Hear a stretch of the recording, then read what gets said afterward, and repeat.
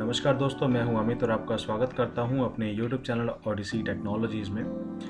दोस्तों, आज इस वीडियो के अंदर हम सीखेंगे कि ईच और every, that means each and every में क्या डिफरेंस है, दोनों में क्या समानताएं हैं, कैसे हम इनको इस्तेमाल करेंगे, कैसे यूज़ करेंगे सेंटेंस बनाने के लिए, या फिर ऑलरेडी अगर ये सेंटेंस के अंदर लगे हुए हैं कहीं पे, या ऑलरेडी सेंटेंस के अंदर ये दोनों वर्ड्स हैं, तो आप कैसे इनकी पहचान करेंगे, कैसे समझेंगे कि क्या इनका मतलब उस सेंटेंस के अंदर बनता है और कैसे आप खुद जब सेंटेंस बनाएंगे इनको यूज़ करेंगे। ठीक है, तो चलिए स्टार्ट करते हैं वीडियो को। आपको दिखाई दे रहा है कि स्क्रीन के ऊपर लिखा हुआ है ईच एंड एवरी। तो पहले ईच को समझ लेते हैं। ईच का मतलब मैंने क्या लिखा है, एन इंडिविजुअल ऑब्जेक्ट और पर्सन। ठीक है, इसका मतलब ये है कि ईच जो ये वर्ड है, ठीक है, वो किसी इंडिविजुअल के लिए आएगा। इंडिविजुअल कोई चीज़ भी हो सकती है, कोई इंसान भी हो सकता है, ठीक है, उसके अंदर इस्तेमाल करेंगे। और एवरी अगर आप देखेंगे तो एवरी में मैंने क्या लिखा है, अ ग्रुप ऑफ ऑब्जेक्ट्स और पीपल। ये किसी ग्रुप के लिए हम अगर इस्तेमाल करेंगे इस वर्ड को तो ग्रुप के लिए करेंगे। ठीक है, यानी कि या वो ग्रुप या किसी चीज़ का ग्रुप हो सकता है, या इंसान का ग्रुप हो सकता है, किसी व्यक्ति का ग्रुप हो सकता है। तो अब इन दोनों में क्या डिफरेंस है, दोनों का हमने मतलब समझ लिया। ठीक है, अब आपको एक बात बताता हूँ कि ये दोनों वर्ड ये जब ये दोनों इस्तेमाल होंगे, ठीक है, तो ये वर्ब की फर्स्ट फॉर्म के साथ ही हमेशा यूज़ होते हैं एज अ सिंगुलर वर्ब। यानी कि जो इनके साथ वर्ब आएगा, जैसे मैं कहूँ वर्ब इसके साथ आएगा ईच प्लस डैश, यानी कौन सा वर्ब आएगा, सिंगुलर वर्ब आएगा। ऐसे ही एवरी के साथ भी सिंगुलर वर्ब आएगा। तो ये सिंगुलर वर्ब के साथ यूज होंगे, सेंटेंस मेकिंग इनकी सिंगुलर के अंदर होगी, नॉट प्लूरल। इसके अलावा आपको दिखाई दे रहा है कि ईच के अंदर और एवरी के अंदर मैंने कुछ पॉइंट्स मेंशन किए हैं जिनकी मदद से, जिनकी हेल्प से हम समझ सकते हैं कि दोनों में क्या डिफरेंस होगा, कैसे हम सेंटेंस को बना सकते हैं। तो नंबर फर्स्ट पे आपको दिखाई दे रहा है ईच। इसमें मैंने क्या लिखा है, इन केस ऑफ श्योरिटी। इसका मतलब ये है कि जिस सेंटेंस के अंदर अगर हम किसी भी चीज़ के बारे में बात कर रहे हैं और अगर हम उस चीज़ के बारे में श्योर हैं, हमें थोड़ा पता है उसके बारे में कि ऐसा होगा, इतने लोग होंगे, इतनी चीज़ें होंगी, यानी कि श्योरिटी है थोड़ी सी, हमें पता है, तो उसमें क्या आएगा, ईच। ठीक है, और सेकंड ऑप्शन मैंने क्या लिखा है, काउंटेबल। यानी कि किसी भी सेंटेंस के अंदर या पैसेज के अंदर जब हम ईच वर्ड का इस्तेमाल करेंगे, तो जब काउंटेबल हम बोलते हैं तो काउंटेबल का मतलब ये है कि जब हम चीज़ों को काउंट कर सकते हैं या व्यक्ति को काउंट कर सकते हैं, तो जहाँ पे हम काउंट कर सकते हैं वहाँ पे ईच आएगा। नेक्स्ट में आपने देखा टू और मोर। ये समझने का थोड़ा पॉइंट आप यहाँ पे देखिए, टू और मोर इसका मतलब ये है कि अगर हम किसी टीम के बारे में या किसी ग्रुप के अंदर से बात करते हैं, यानी कि मैंने कहा कि चलो एक टीम की बात करते हैं, या टीम के एक क्लास की बात करते हैं, स्कूल क्लास की। एक स्कूल क्लास के अंदर मैं कहता हूँ कि 2 से लेके 10 बच्चे तक उसमें हैं। ठीक है, 2 और मोर, 2 या 2 से ज़्यादा। तो जिसके अंदर 2 या 2 से ज़्यादा केसेस बनते हैं, चाहे वो चीज़ें हैं चाहे वो व्यक्ति है, ठीक है, उसमें ईच आएगा। 2 या 2 से ज़्यादा, 2 से कम नहीं होना चाहिए, यानी कि कम से कम 2 और ज़्यादा से ज़्यादा कितना भी हो सकता है, बट कम से कम 2 तो है ही है। ठीक है, उसमें ईच आएगा। नंबर 4 क्या है, एम्फेसिस। एम्फेसिस का मतलब है कि देखो, अब कई बार क्या होता है कि जो पहचान हम यहाँ पे देख रहे हैं, सीख रहे हैं, पढ़ रहे हैं, इसके अलावा भी कभी कभी हम सेंटेंसेस के हिसाब से ईच और एवरी को यूज़ करते हैं। एम्फेसिस का मतलब है कि कहीं कहीं पर ऐसा होगा कि सेंटेंस के अंदर हम किसी इंडिविजुअल चीज़ पे या फिर ग्रुप के अंदर एम्फेसिस करेंगे, जोर देंगे, स्ट्रेस देंगे। तो जिस चीज़ के लिए जोर दिया जाएगा, स्ट्रेस दिया जाएगा, एम्फेसिस किया जाएगा, वहाँ पे ईच आएगा। और ऐसे ही साथ वाला जो आपको दिखाई दे रहा है एवरी, वहाँ पे एम्फेसिस के जरिए, एम्फेसिस के थ्रू, ठीक है, एवरी भी आ सकता है। ठीक है, तो ये तो थे ईच के सारे कुछ एग्जाम्पल्स की, इनकी हेल्प से हम इसको आइडेंटिफाई करेंगे कि भाई कहाँ पे इसको हम इस्तेमाल कर सकते हैं, हमें एक आइडिया मिल जाएगा। एवरी के अंदर आप देखेंगे तो जो ईच के अंदर हमने इस्तेमाल किए हैं उसके अपोजिट आते हैं एवरी में। फर्स्ट क्या है, in case of no surety. किसी भी सेंटेंस के अंदर अगर आपको श्योरिटी नहीं है, जैसे मैंने कहा कोई एक ग्रुप है, उस ग्रुप के अंदर आदमी औरतें, यानी कि मेन और लेडीज़ की एक टीम है किसी ग्रुप के अंदर। ठीक है, कोई टीम है, उसके अंदर मेन भी हैं, वीमेन भी हैं। तो इसमें क्या हुआ, मेंशन नहीं है, कितने हैं कितने नहीं हैं या नहीं हैं। ये जो केस बनता है ये बनता है एवरी का, यानी कि ग्रुप की जब हम बात करेंगे जिसके अंदर श्योरिटी नहीं है तो उसमें कहाँ पे इस्तेमाल हो सकता है, एवरी। ऐसे ही सेम अनकाउंटेबल, जहाँ पे हम काउंट नहीं कर सकते, जैसे एक टीम के अंदर कुछ लोग हैं, अब कुछ हैं हमें नहीं पता कितने हैं, क्या नंबर है उसका, तो वहाँ पे अनकाउंटेबल है। अनकाउंटेबल जहाँ पे है वहाँ पे हम क्या यूज़ करेंगे, एवरी।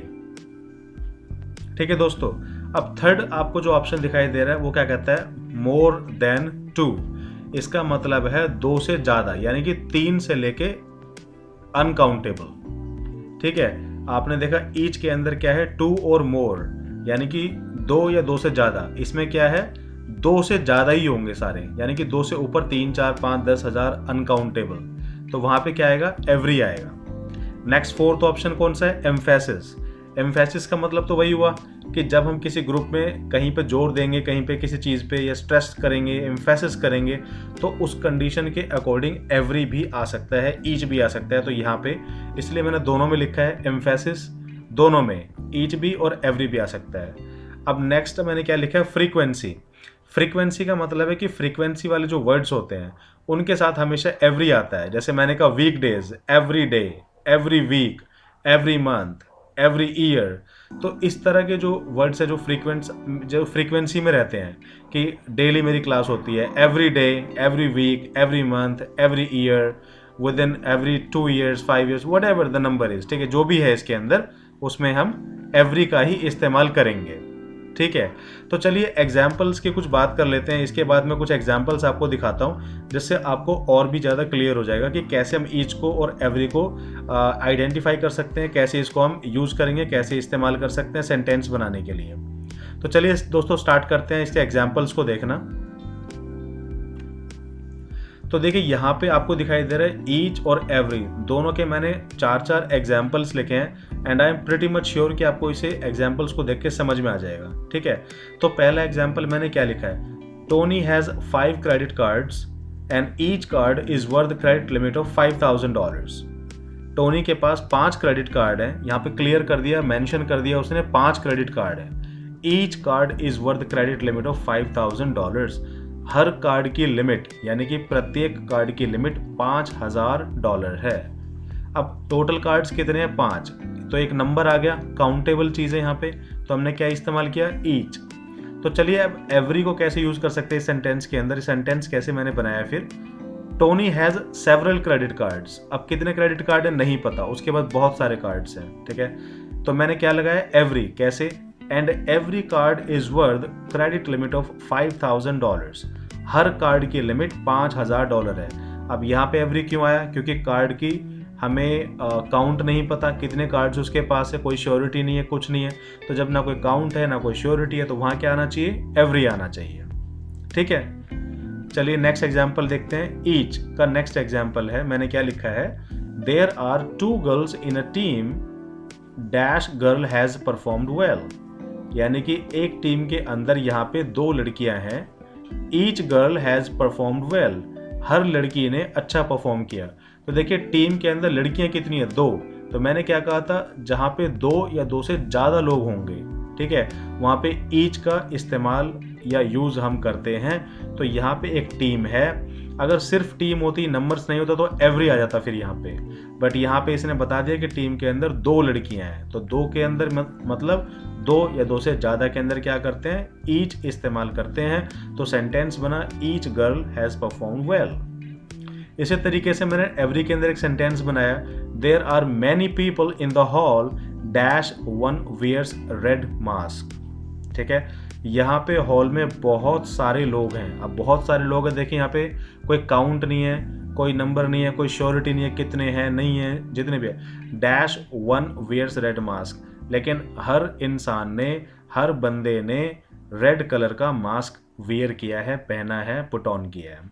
ठीक है, तो जहाँ पे श्योरिटी नहीं है, काउंटेबल नहीं है कुछ चीज़ें, तो वहाँ पे क्या है, everyone wears red mask. ठीक है दोस्तों, तो चलिए नेक्स्ट एग्जाम्पल हम देखते हैं।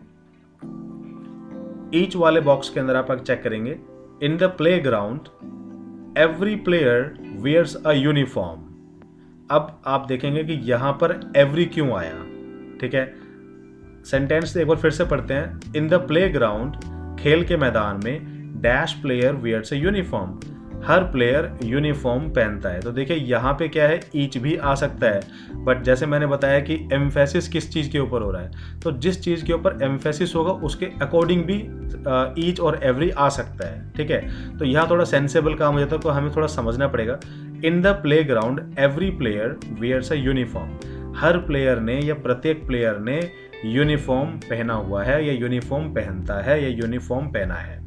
ठीक है, तो यहाँ पे मैंने क्यों लगाया एवरी, क्योंकि ना तो यहाँ पे कोई काउंट है, ना कोई श्योरिटी है, कितने प्लेयर्स हैं, कौन है, कहाँ पे खड़ा हुआ है, कुछ नहीं पता, तो क्या लगाया एवरी प्लेयर। अब इसी के अपोजिट में मैंने सेंटेंस बनाया, dash player played well of the football team in the playground. ठीक है, क्या लिखा मैंने, each player played well of the football team in the playground, her team के प्लेयर ने प्लेग्राउंड में बहुत ही अच्छा खेला। अब देखिए टीम के अंदर कितने बंदे होते हैं, 11 बंदे होते हैं, तो ये तो हमें पता है कि एक टीम के अंदर फुटबॉल की जो टीम है उसमें 11 बंदे होते हैं, तो 11 से ज़्यादा हो नहीं सकते। अब जब 11 होते हैं तो हमें काउंट पता चल गया, तो एक टीम के लिए जिसमें हमें पता है कि कितने मेंबर्स उसमें हैं, तो वहाँ पे क्या आएगा, ईच प्लेयर। ईच क्यों आया, क्योंकि इंडिविजुअल प्लेयर की बात चल रही है यहाँ पे, और काउंट हमें पता चल गया है, क्योंकि 11 बंदे होते हैं उससे ज़्यादा होते ही नहीं है। ठीक है, तो केस क्या बना, 2 या 2 से ज़्यादा जो लोग जहाँ पे होते हैं वहाँ पे हम ईच का इस्तेमाल करते हैं। ठीक है दोस्तों, तो चलिए नेक्स्ट एग्जाम्पल अब देखते हैं। Dash side of a square has the same और इक्वल लेंथ, यानी कि each side of a square कहना क्या चाहता है, हर स्क्वायर की साइड इक्वल हैं या बराबर होती हैं। अब देखिए स्क्वायर क्या होता है, स्क्वायर क्या है, जिसके अंदर 4 लकीरें होती हैं, चारों तरफ होते हैं, स्क्वायर टाइप जो बना होता है। ठीक है सर, तो उसके अंदर इक्वल ही होंगी जब वो इक्वल बना हुआ है चारों तरफ से। तो इसमें क्या लिखा, ईच साइड ऑफ स्क्वायर, यानी कि उसमें 4 ही स्क्वायर लाइंस होती हैं, तो ईच ही उसके अंदर इस्तेमाल करेंगे, क्योंकि हमें पता है स्क्वायर के अंदर 4 लाइनें ही होती हैं। ठीक है, उसकी जो लेंथ होती है, उसकी जो ब्रेथ होती है, जो जितनी भी होती हैं उसमें 4 ही होती हैं, तो इसलिए क्या है, ईच आया। नेक्स्ट हम एग्जाम्पल देखते हैं, वो क्या लिखा है, every seat cost $50 in the cinema hall. अब सिनेमा हॉल के अंदर जितनी भी सीट हैं उसकी कॉस्ट $50 पर सीट है।